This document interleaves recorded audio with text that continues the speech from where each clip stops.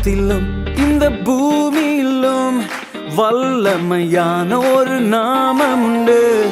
வானத்திலும் இந்த பூமியிலும் வல்லமையான ஒரு நாமம் உண்டு. மனுஷருக்குள்ளே வல்லமையான வேறொரு நாமம் இல்லை. மனுஷருக்குள்ளே வல்லமையான வேறொரு நாமம் இல்லை. அவர் நாமம் இயேசு கிறிஸ்து. அவர் நாமம் இயேசு கிறிஸ்து. அவர் நாமம் இயேசு கிறிஸ்து. அவர் நாமம் இயேசு கிறிஸ்து. அவர் நாமத்தில் மன்னிப்பு உண்டு. அவர் நாமத்தில் ரட்சிப்பு உண்டு.